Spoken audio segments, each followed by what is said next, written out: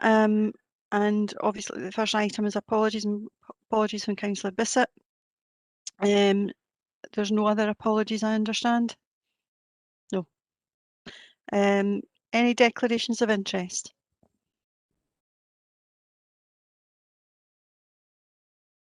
No, none declared. Okay, thank you. We move into the minute of the executive held on the 13th of April. The minutes are on your agenda. Are we happy to agree those as a matter of accuracy? Agreed. Agreed. Okay, thank you. Is there anything outstanding that somebody is seeking any information on? No. Okay, thank you. Moving on to item 4, which is the rolling action log.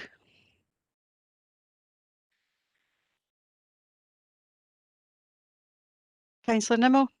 Yeah, thanks, convener. I'm just wondering if we could possibly get an update in relation to 549, the fireworks situation. We're only 5 months away from the November, and it's a year on since we had a motion. I think it was the full council at the time regarding the fireworks situation.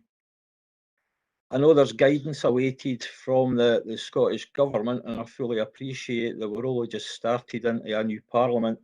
But is this guidance likely to be issued and received in time for implementing this year?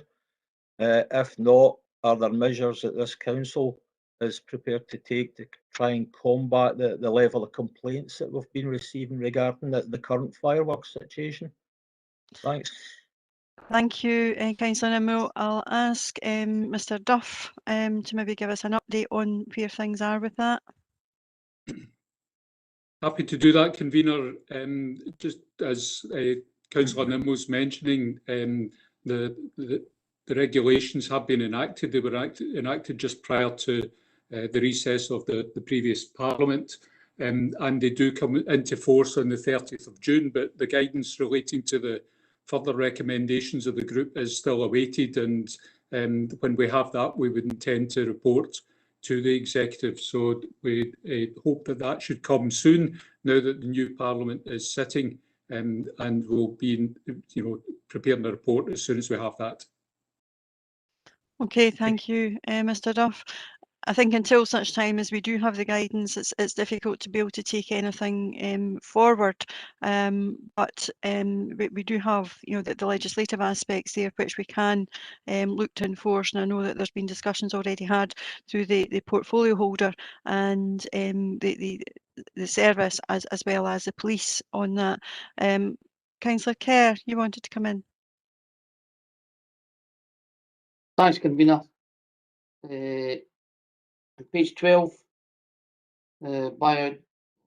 biodiversity and sustainable grass management pilot.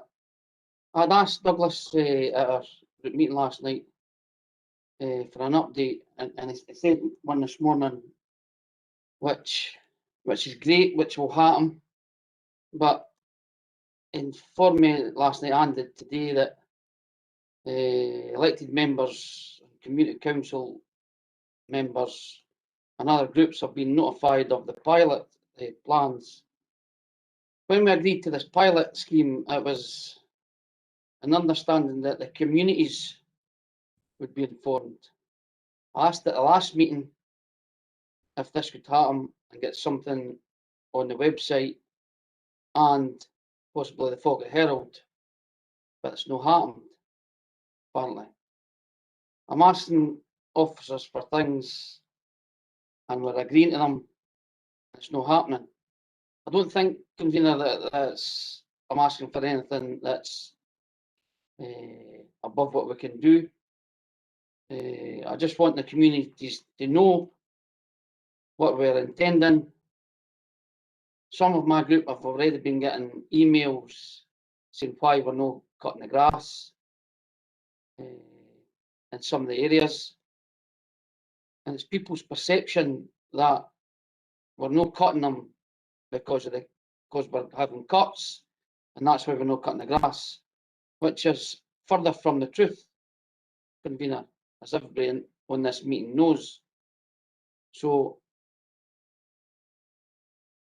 we are all happy that this is happening, but we just need the communities to know it was supposed to be done before the pilot scheme started. And I know there have been difficulties, but if we're saying that we're going to communicate to all the communities, that's what needs to happen. Okay, thank you, Councillor Kerr. Douglas, what more can we do around the comms in this? I know we were limited and the portfolio holder was limited during PURDA about what they could put out and do, but what can we do particularly through our social media that would maybe enable a bit more information to go out to the communities? Yeah, we're attending to it as promptly as we can, Councillor, and so we've got, as I said, and Councillor Kerr has referred to, we have written out to all members, community councils and the community groups that we've engaged with on this process.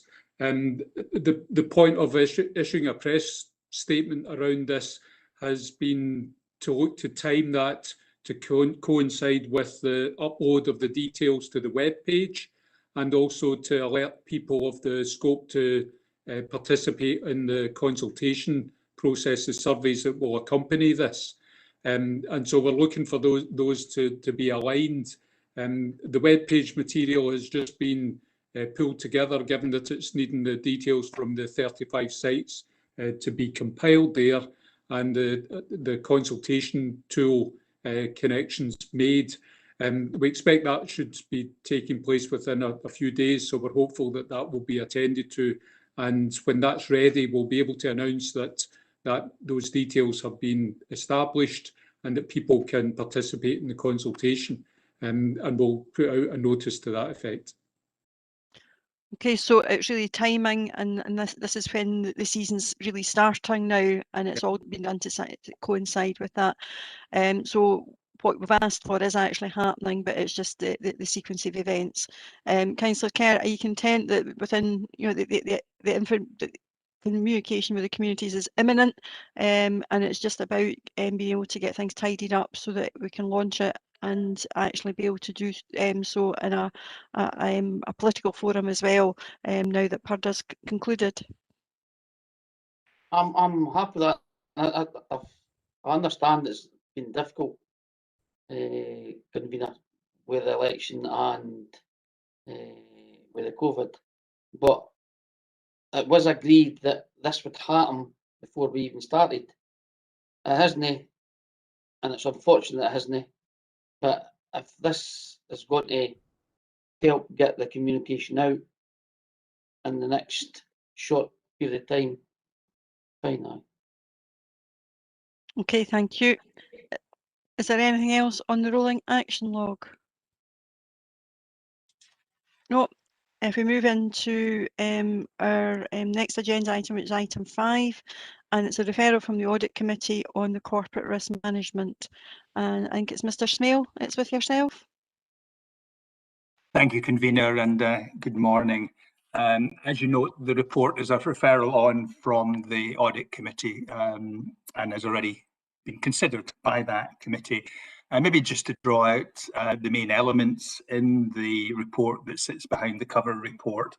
It deals with the corporate risk dashboard, and as will be evident, there are some areas of limited assurance which will require ongoing attention. As for the corporate risk register, that remains broadly as was submitted to you back in September, so there's no significant change there. The cover report notes that as part of the consideration by the Audit Committee at the suggestion of the convener, which is readily accepted, the risk register will have added to it the exercise to bring the trust back into the council, so that change will be made. And maybe just to round off, for your information, to note that there will be a couple of risk-related reports coming before members in June. one to the Scrutiny Committee on COVID, and the other for you, the Executive, relating to climate change and sustainability. Thank you, Convener. Thank you, Mr. Smale. This was at the Audit Committee, and there was a fairly robust scrutiny of it there. But I would just invite the convener of audit if there's any comments that he wanted to make. Nigel?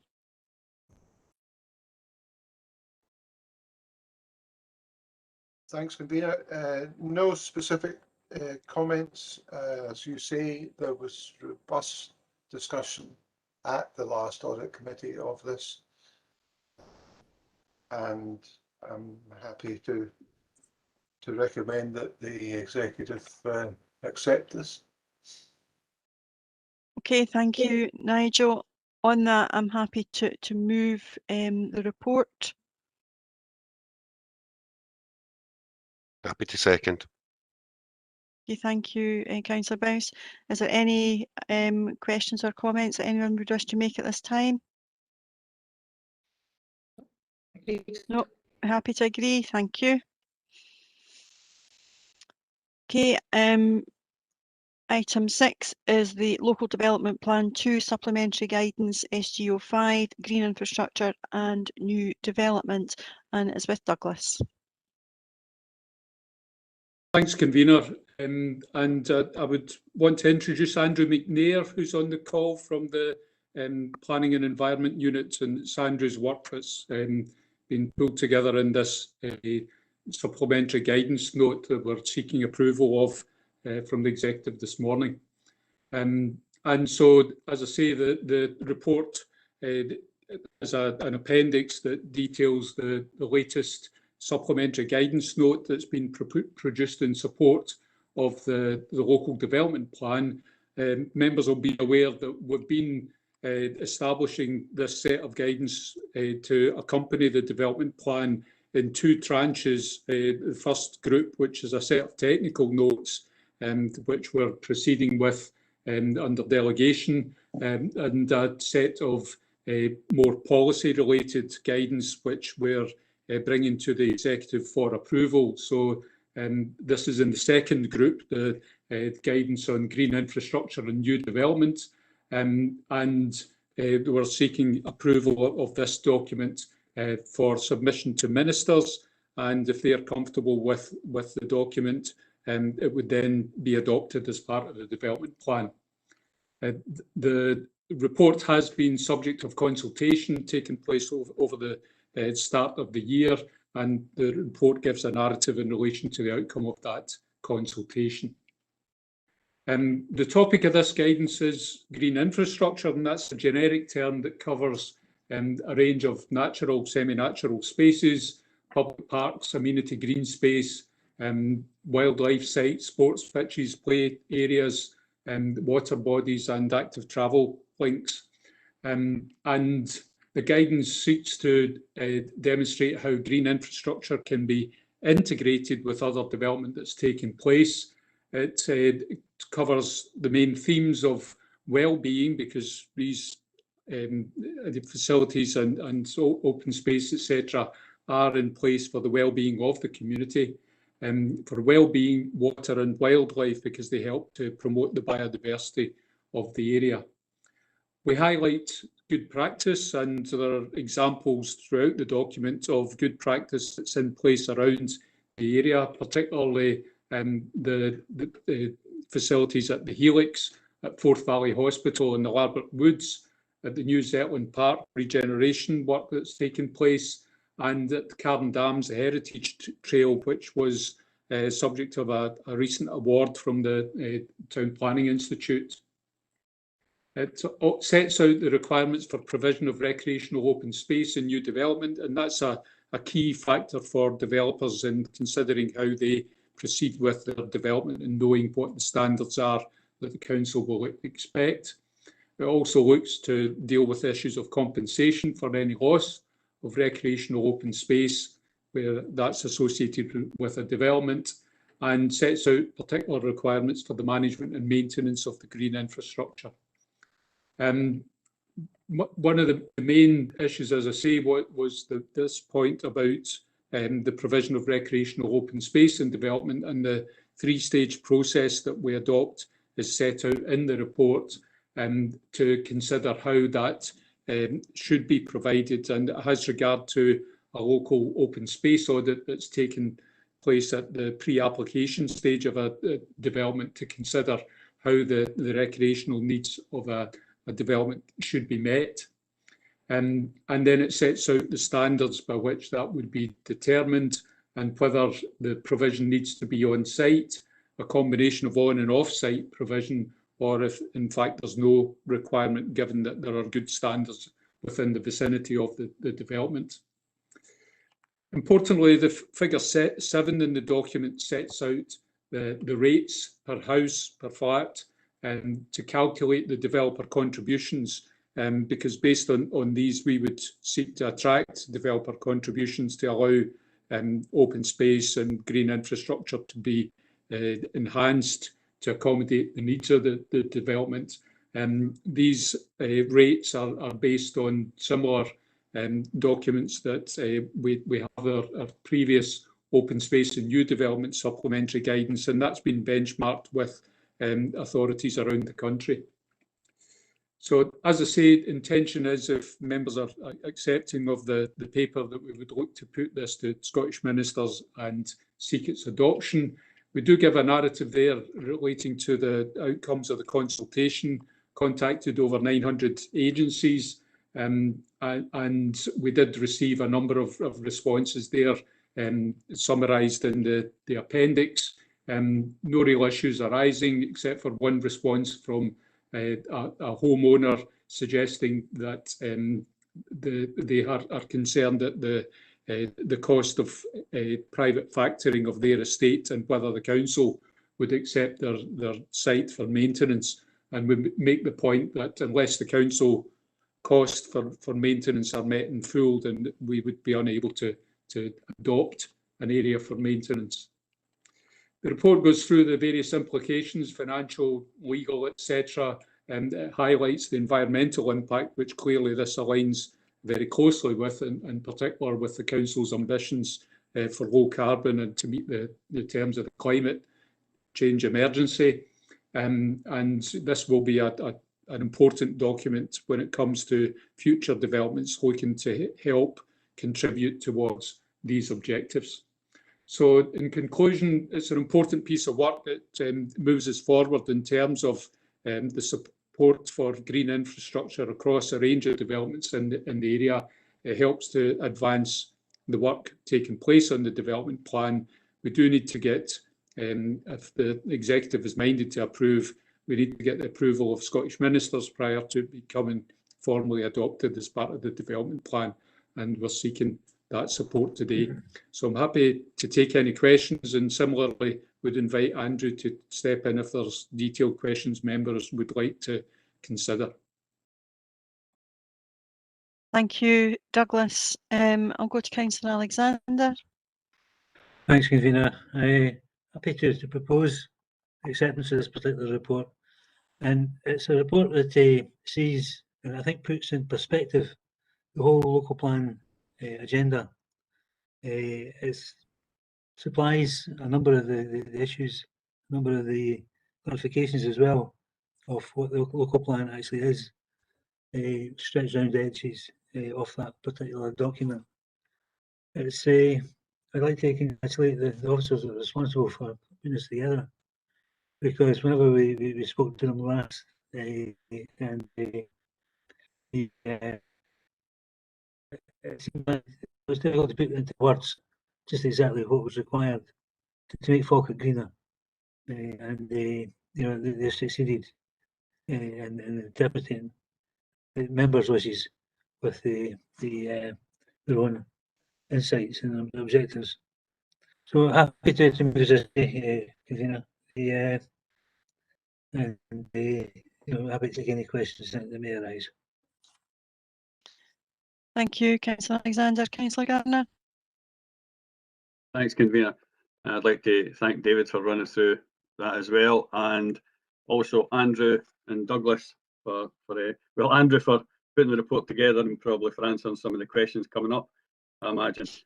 This report and the supplementary guidance, green infrastructure and new development is, I'm sure, welcomed by all elected members here. This is echoed in Appendix 1 by Scottish Water, Nature Scotland, Historic Environment Scotland and Path for All, key agencies who replied to the consultation. The small number of responses out of the 900 notified illustrates that this report does tick the vast majority of the boxes and has their approval. You tend to find with these sort of things, if they have something sort of like pick out or a wee bit negative, they will come forward. So I think that's an illustration that they haven't done that on this occasion. If I may, I just highlight the outstanding work of our officers and Falkirk Council do already surrounding this subject. And to quote Pass for All, a national charity who promote walking and look to make Scotland a happier, healthier place to live, Falkirk Council can build on the already exemplar approach to green infrastructure. And I think that tells you where we are just now, and it is backs up what the officers are doing and what Falkirk Council is doing going ahead. Workshops held back in 2019 had representation from across the council, the development industry and key agencies. This well-received approach was beneficial, helping achieve buy-in and input into the structure and the content of the guidance. Green infrastructure is essential to many within our communities. Public parks, green spaces, woodlands, water bodies, wildlife sites, woodland areas and active travel, some of the aspects which improve people's health and well-being while increasing recreational opportunities. It also helps address the climate change through sequestration and flood prevention, the surface water storage creating natural habitat for wildlife and helps mitigate against biodiversity loss, as Douglas alluded to earlier on as well. SGO5 will help applicants incorporate well-designed green infrastructure into new developments and achieve wider sustainability in the process. Some of our current projects were used to highlight good practice, including the Helix, Larbock Woods, Zetland Park and Carn Dam Heritage Trails. In short, the approval of this report today will support LDP2 objectives, supporting a low-carbon circular economy, building a resilience to climate change, extending and improving our green network, improving our active travel, and protecting and enhancing the area's natural environment and resources. It's crucial that we agree this report today, enabling our officers to take this forward to the Scottish Government for approval. I'm happy to second the report, Convener. Thank you, Councillor Gardner. Councillor Coombs.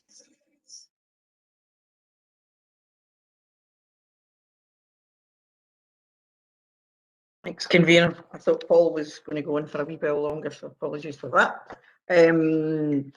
Just to say, a lot of obviously Paul's already covered the detail of it, and I don't think there's anything in here that anybody could disagree with. Happy to support, as has already been said. Andrew, obviously, but I think Richard and Mandy and that whole team need to be acknowledged for the work that's being done as far as the environmental improvements that we're doing across the whole district. I think it shows that we do indeed need to be, excuse the pun, walking the walk rather than just talking the talk.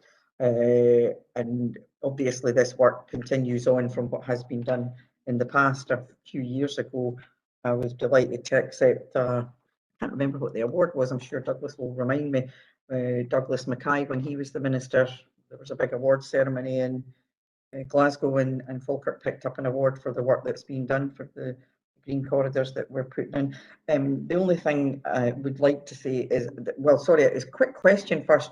One of the pages in the report on water restoring and the water environment, and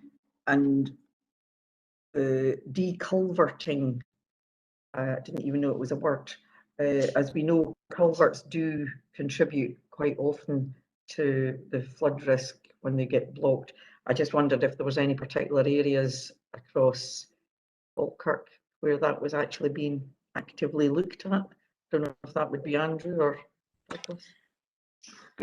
Douglas will decide whether it's hard or an easy one. We might deflect to Andrew. Yeah, Andrew probably knows the detail. I would expect deculverting would be to remove culverts and create swales and suds, etc., that allow for freer movement of water. And I'm expecting that the likes of the Grangemouth Flood Prevention Scheme, as part of that, we would be looking at the prospect that that might contribute. But we'd probably look to Andrew to fill in any details if there's particular locations we've been looking at for that technique. Yeah, my hi there. Hi, My Andrew. planning colleagues recently consulted on a surface water strategy for the whole council area, and within that, I think they've pinpointed some sites where it is suggested that an action could be to look at deculverting, introducing more natural flows to the water. Deco has many benefits for the environment. It's also been used as a tool for placemaking as well. I don't have anything else to add. But thanks, thanks for the compliments from all the councillors that have spoken so far. It was a team effort from my colleagues. Can I? Sorry, Joan. I was just going to say, is that likely to come forward to even to local members about any proposals in the future about deculverting, if that's been identified? The strategy was just out for consultation. I'm not sure if there's going to be a future report on the final version of it, but I could check with my foreign colleagues and get back to you with an answer on that. Is that okay?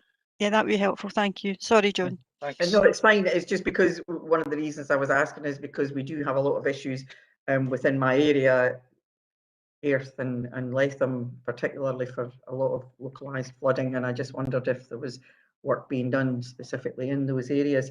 And just one final comment, obviously this is part of our supplementary guide for our local development plan, and I'm sure everybody's aware that the Scottish Government planning policies as part of the next National Planning Framework, NPF4, will be getting worked on and hopefully will be out next year.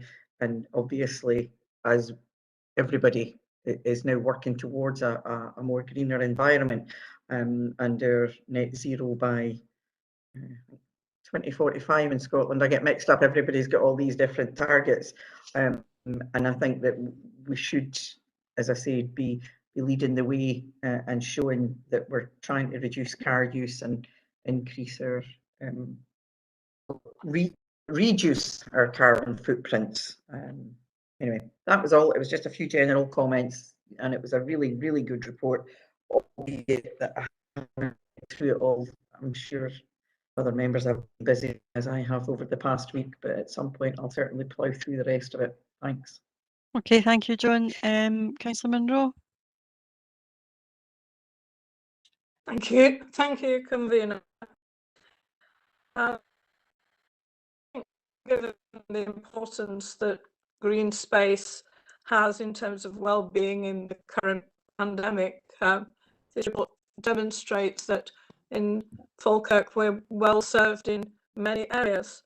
The one question I would like to ask is a purely practical one, and I know this is a planning document in the main, but one of the complaints we regularly receive is about unloved bits of open space or neglected bits of open space, and will the guidance in here address these gaps that we currently have and which causes complaints with residents?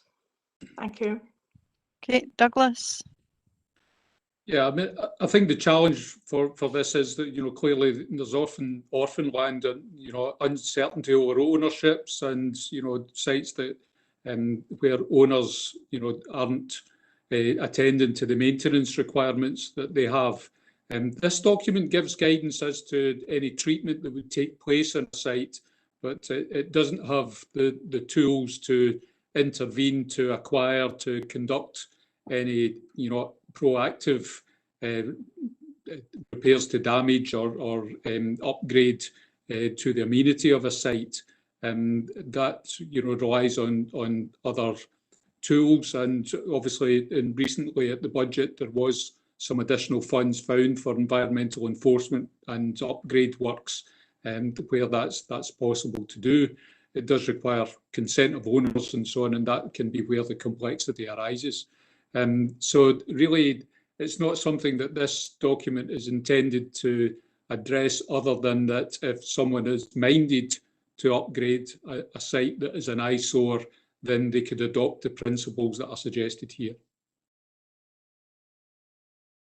Surely it's the planning process that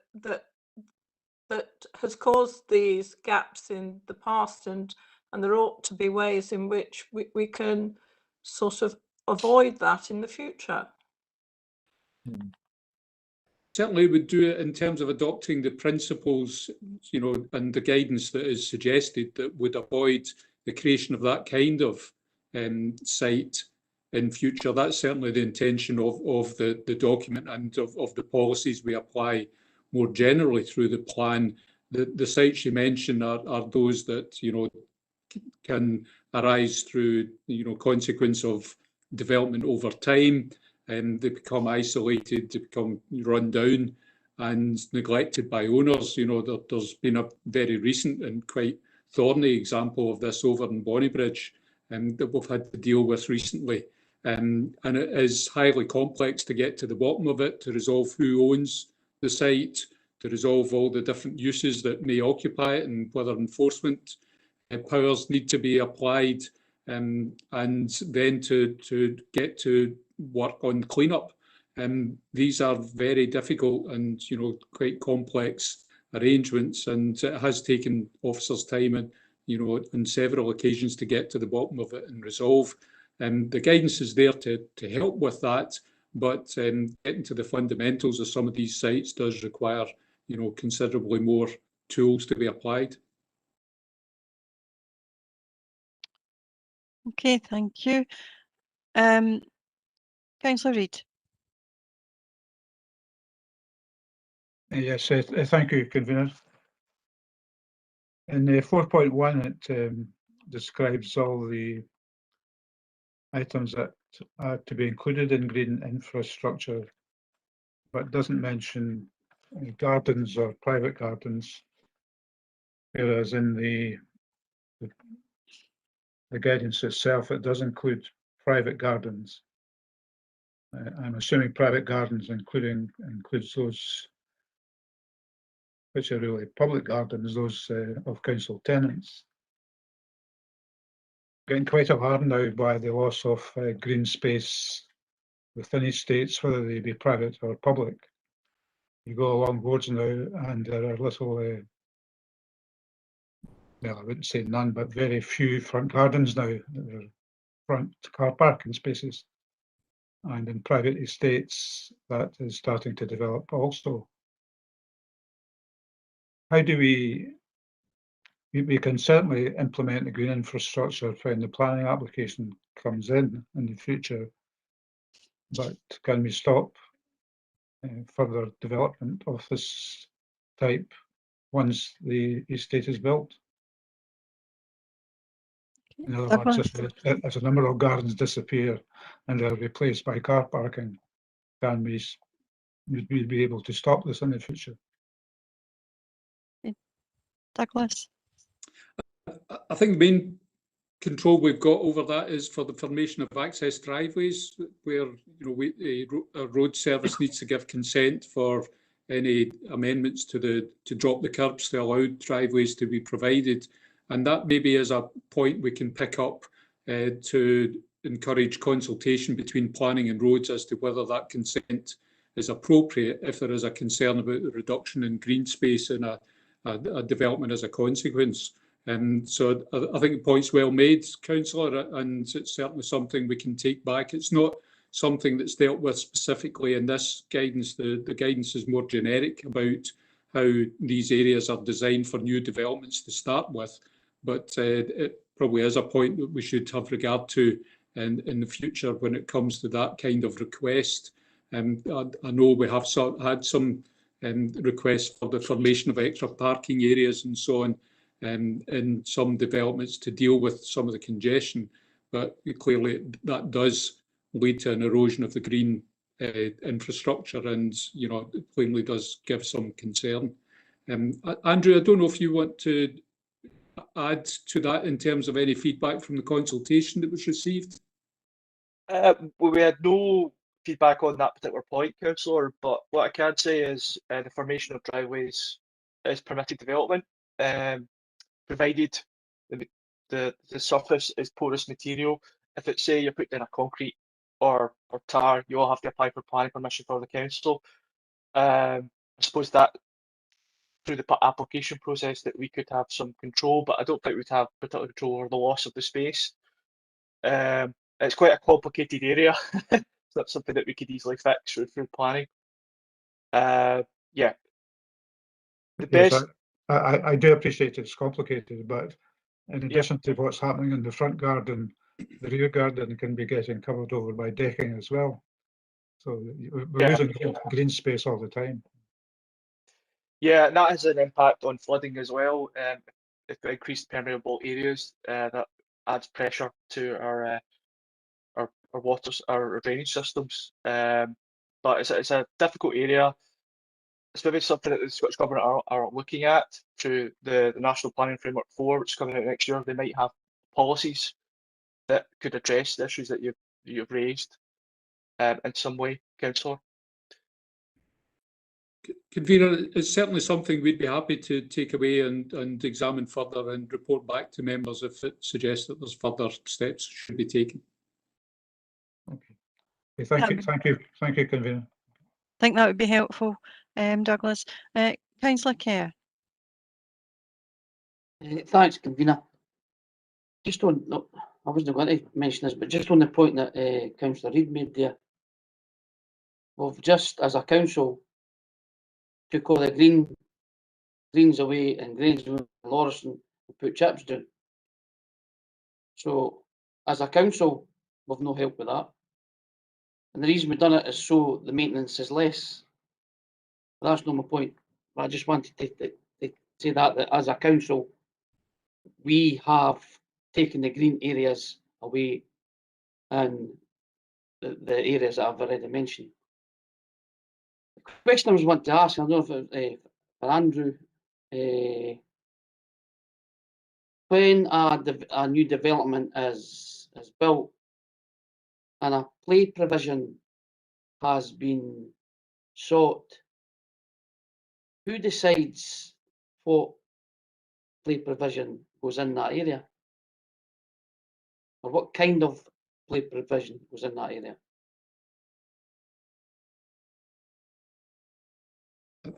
I can come in on that. Right, yeah,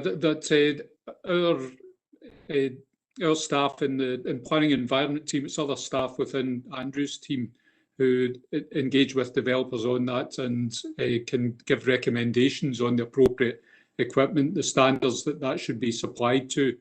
Obviously, we maintain our own play areas and have got responsibility for the standard and maintenance of these facilities, but we also give advice to developers where necessary for them to make sure that there's compliance in the development.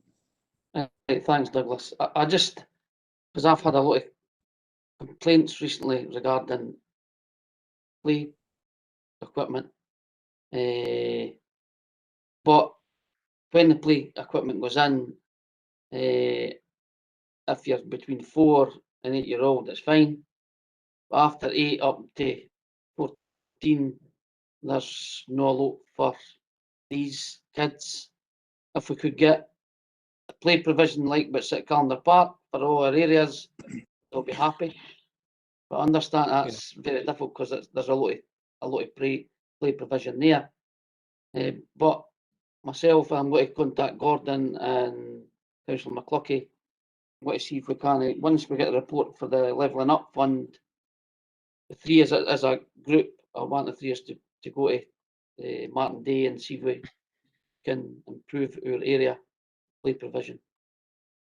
So thanks for that, Douglas. I just want to know who was responsible for that. Yeah, I would say our powers are limited. You know, it's down to giving guidance to developers. It's their responsibility to put that in place. Obviously, they get consent for their planning consent for their scheme when at the outset. But there are, standards that we expect in play provision that we would guide developers towards. Thank you. And thanks, Andrew, for you and your team for the report. Thank you very much. Thank you. Okay, thank you. I've got Councillor Nimmo. Just quickly, Convener, I'm saying this a bit tongue in cheek, and it's not been mentioned so far, but how does AstroTurf fit into the green infrastructure? Council tenants, do they need permission to put AstroTurf down and do away with real grass? I'm just curious, to be honest. It's not been mentioned previously. That's an interesting question. I don't know whether that's Douglas or Kenny or both. I don't believe we're taking applications for provision of AstroTurf, but where it's associated with a drive, at the point Andrew made earlier, and where clearly if it's not porous, then that would give a concern. So I don't know, Andrew, if you want to add anything to that. Yeah, I do sympathise with the Astro surfacing in front gardens. Seen it myself. There isn't very little by way of planning control. I think the situations where a hole in would have to require for plan permission if it's in a conservation area or within the curtilage of a listed building. And as Douglas said, if it's for a driveway and it's impermeable sublayer, planning system doesn't really have much control over AstroTurf surfacing, I'm afraid. But we do have control over council tenants and what they do. Would we be intending to stop tenants from putting AstroTurf down in council properties? Okay, Kenny. Thanks, Convener. It's not something that we do at the present time to take away AstroTurf. They would need to make us aware that that's what they would want to do as part of the missives, but we have no guidance to stop them. And certainly under the housing revenue account, it's very much where possible tenants' choice going forward, and that might be to help their maintenance. But it's certainly something that we've been working very closely, certainly in the last 6 months with Douglas' team, with Marie Claire as well, going forward to see what we can do to help support the green agenda. Thanks, Convener. Okay, thank you. Councillor Garner, you wanted to come back. Yeah, thanks, Convener. And it's just in relation to what Councillor Kerr said, and it's been muted here quite a few times now on various meetings in relation to the removal of the hedges and the front lawns. And I don't want to get into the political side of things. It happened before my tenure as environment spokesperson. It went through, and I think it was prior to this administration as well. But I do think, I'm not criticising that because that was at the time, I do think there's a positive change within the council's attitude now in relation to things like this, in relation to the environment, in relation to biodiversity. And I'm not sure how that policy would have been received, or had been received as welcoming as it was at first, because I do believe it went through the council with full approval. So yeah, there's a good positive change in attitude, and it's good to hear everybody coming in this one. And I know how much the cross-party working group has progressed and moved on with things like this, and it's great to hear that it's at the forefront of officers and elected members' minds. Thank you. Thank you, Councillor Gardner. I think we also see a very much a golden thread from our corporate priorities right the way through to actually getting out to that front line of delivery. And as Councillor Coombs says, that it's not just about talking the talk, it's about walking the walk. And with policies like this, it should actually be able to be demonstratively seen by our communities. As there's no other members, I'm going to go to Councillor Alexander to see if he wants to wind up. Just a few words. I think, Convener, we have to accept that there will be a proportion of our properties that on safety grounds it's necessary to park off street on the front garden area. The same principle would go with the AstroTurf. We cut the numbers on who receive garden aid a number of years ago, and the consequence of that is that many of these elderly people who otherwise would have qualified for garden aid no longer qualify. some of them in the late 80s, early 90s.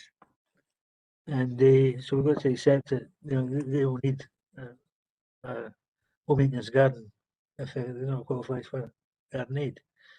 So it's not a wholly acceptable position that the council's in, but we do have flexibility within the schemes, and we do have flexibility within this report. As I hope that we'll take advantage of, do so in a way that is convenient, or more than convenient, for many of the people who, for whatever reason, have chosen the particular path. So quite happy with that, convener, and look forward to seeing that change, because there's what I recall for the play areas within the new areas that I represent is that 10 minutes after the play equipment is in, there's a request by residents to have it removed on the grounds of antisocial behaviour, or even noise nuisance, and the inability of children to actually get access to the play area, either because of damage caused by older youth or noise created for residents. And that's a problem for us. And thanks very much, convener, for allowing me to come back and make these points. And I'm grateful for the comments that have been made throughout by this committee, and thank you for your positive contribution. Thank you. Are we happy to agree the report? Agreed. Agreed. Thank you. Moving on to item 7, and it's COVID-19 supporting people funding report. And Kenny, that's with you. Thanks, convener. Yep, I'll go over the report, and I've got Sally Buchanan, the Fairer Falkirk Senior Coordinator. As you said earlier, Sally will answer the difficult questions at the end. So, very quickly, the purpose of this report is laid out in section 1, and the report is laid out basically in 2 parts. First part is about information on the support that has been provided so far, and the second part proposed use of the further funding to continue support. The report for members does not include business grants nor funding provided against specific criteria such as self-isolation support grants. Section 2 lays out the recommendations, and I'll come back to them at the end. Section 3 of the report provides information on the support for people, especially our partnership approach. This would not have been possible without local community groups and the support of the Health and Social Care Partnership, NHS, CVS Falkirk, as well as a host of other council services, including housing communities, finance, governance and children's services. Also within section 3 of the report, there's a case study from RVS to give an example, demonstrate the scale of the response for members.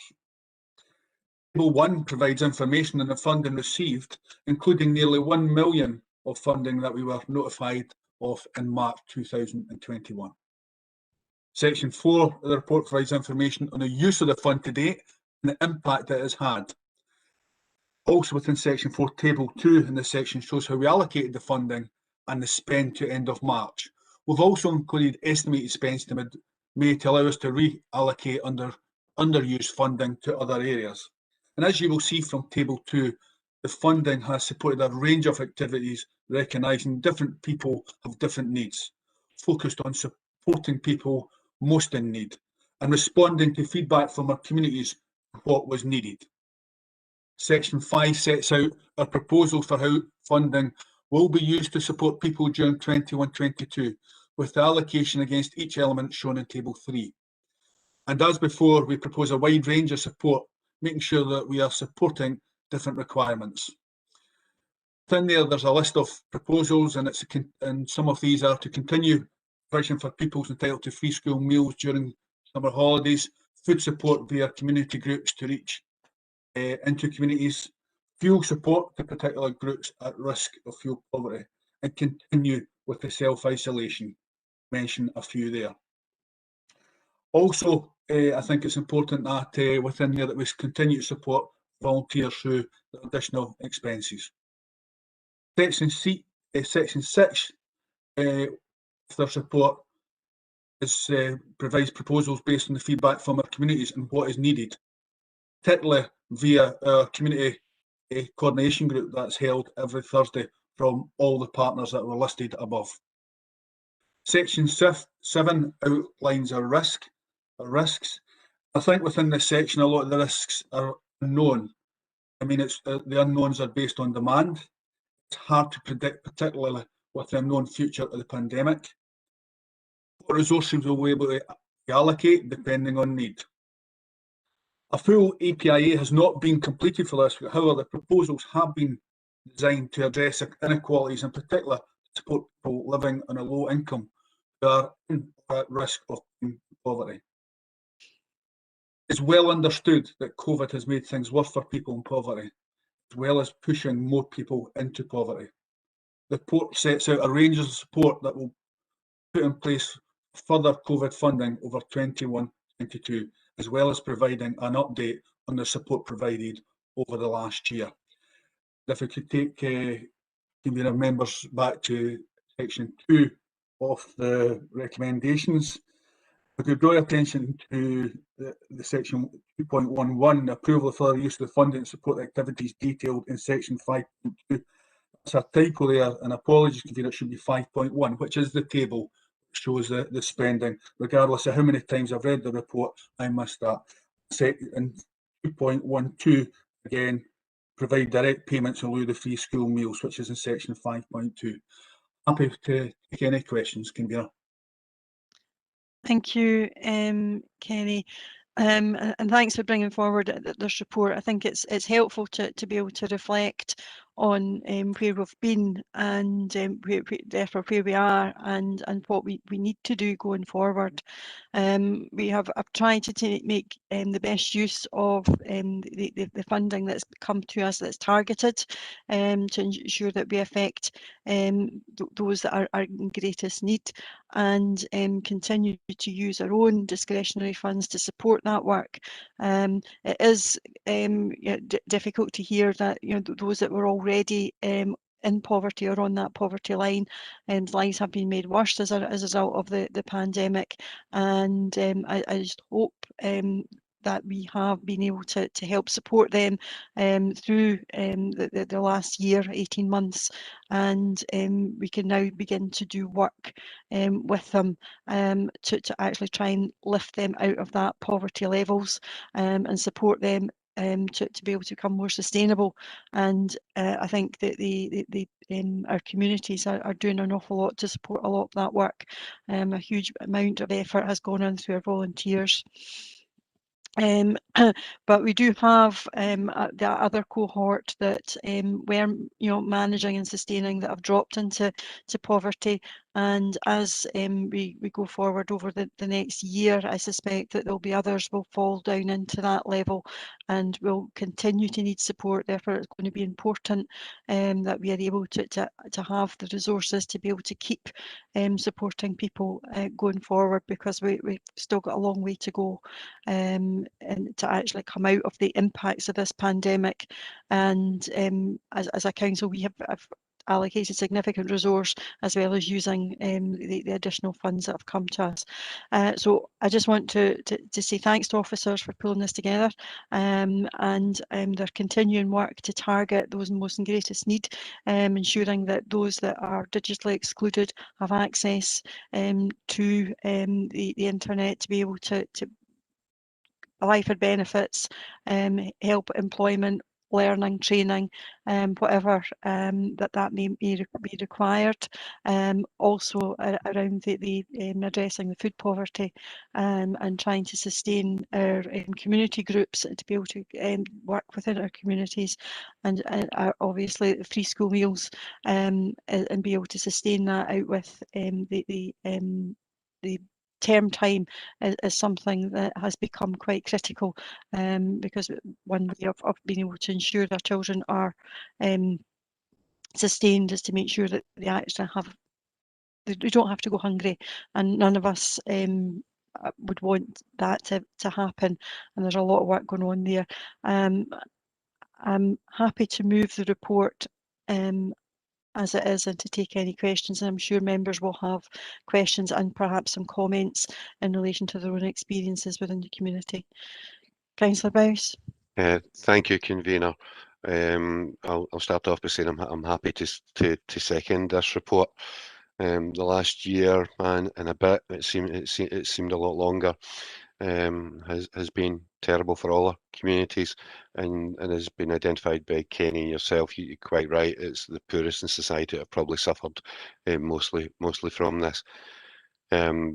As far as I'm aware, Falkirk have been quite at the forefront of this in council terms, and the work that was done from the very start is a credit to Kenny and his team, but also a number of other officers at Falkirk Council.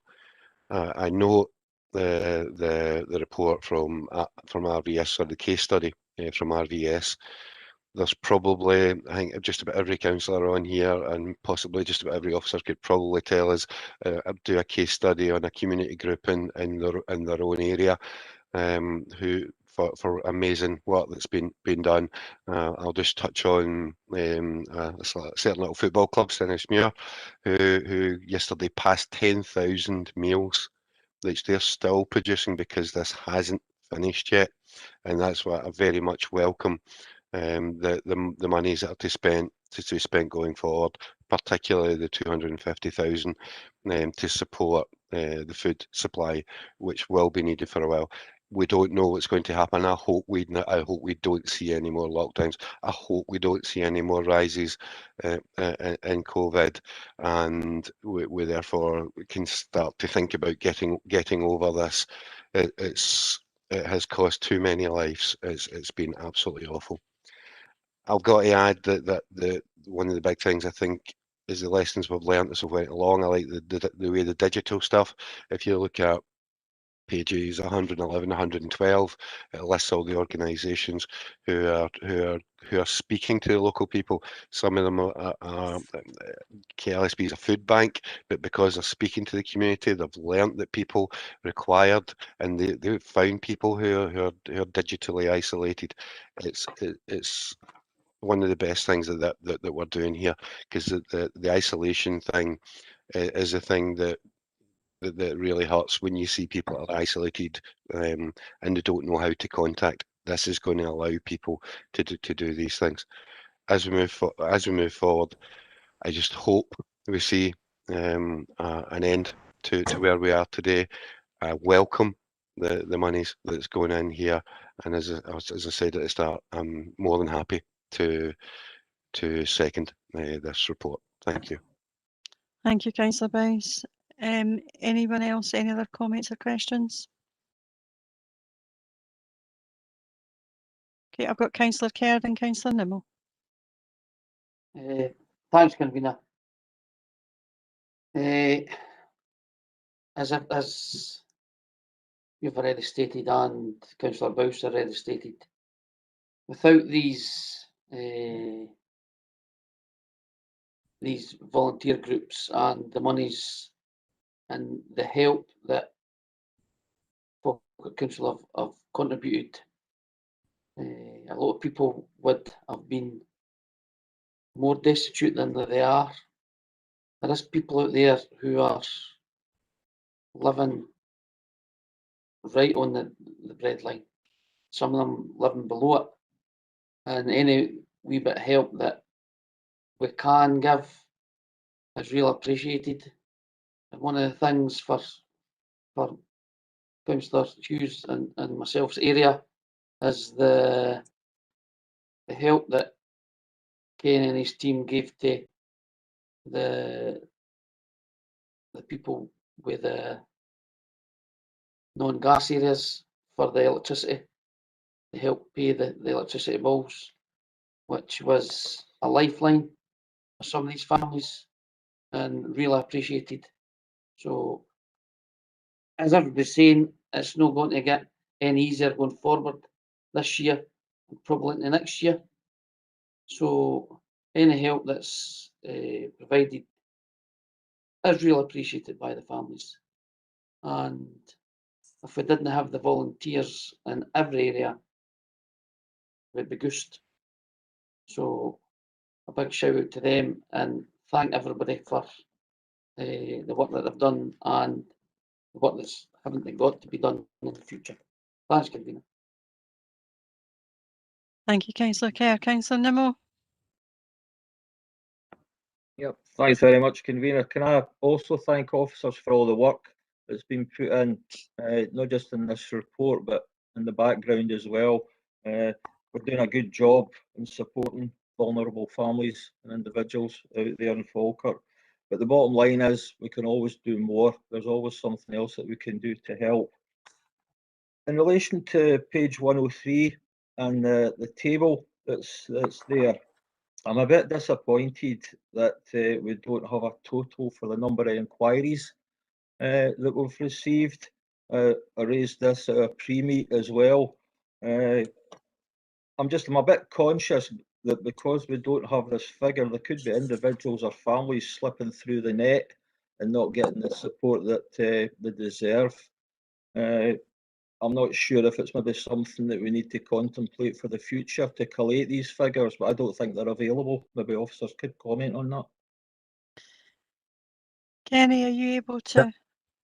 Yep, I'm happy to that. The figures are available. We do respond to figures to Scottish Government, and one of the benefits of the calls coming through support for people is that we have a checklist to go through, so we actually don't capture not just about their need at that present time, it's we capture subsequent needs to make sure that they could be requiring additional support, make sure that they get the right benefits, and also other dependencies that they get the right support as well. So it's a very much a real good multi-agency approach, and I do believe that's why this has been a success, as much as I say success could be in a difficult position. But certainly we do have figures. They're not in the report, but we can certainly provide figures off table to members as a follow-up note. Convener, happy to do that. I'm happy with that, Convener. Look forward to the information. Yeah, I think there's been a huge amount of contacts being made to the council through the Support for People helpline, and I think that has proved it was the right thing to do at the time, and many other councils then took that model that we developed, and that was very much seen as good practice.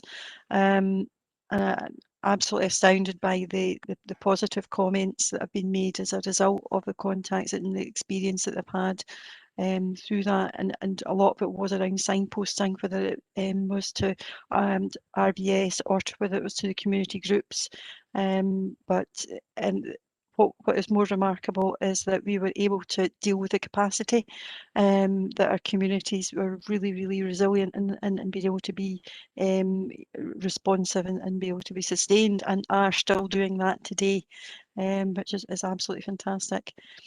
So any other questions or comments? No, I'll please take our positive comments back to all of the team in relation to that, and we look forward to seeing further updates on that, and indeed if there's gaps, then we want to know very quickly if there's gaps, so that we can start to look to adjust what we're doing in order to be able to fulfil that. I'll be happy to agree with the report. Agreed. Okay, thank you. Thank you. We now move into private session for the final item. And we'll just give Jack a minute or two to take us off live stream.